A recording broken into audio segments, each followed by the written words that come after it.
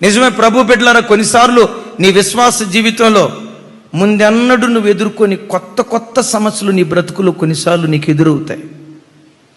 గతంలో నువ్వు అనుభవించిన సమస్య అయితే గతంలో ఇట్లా పరిష్కరించే కదా, ఇట్లా చక్కదిద్దొచ్చని మనకు అర్థమైపోద్ది. ఈ విశ్వాస బాటలో కొన్ని సందర్భాల్లో ముందెన్నడూ ఎరగని కొత్త సమస్యలు నీ జీవితంలో చోటు చేసుకుంటాయి. కొన్ని నీ సామర్థ్యానికి మించి, మరికొన్ని నీ తెలివికి మించి, మరికొన్ని నీ జ్ఞానానికి మించి, ఇంకొన్ని నీ ఆర్థిక వనరులకు మించిన కొన్ని పెద్ద సమస్యలు వస్తాయి. ఈ పెద్ద సమస్యలు వచ్చినప్పుడు ఆలోచించి నిన్ను నువ్వు సింపుకోకు. ఆలోచించి యేసయ్య ఒక మాట అంటారు కదా, పెసాదు ఆలోచించి ఏం చేస్తాం యేసయ్య అంటారు.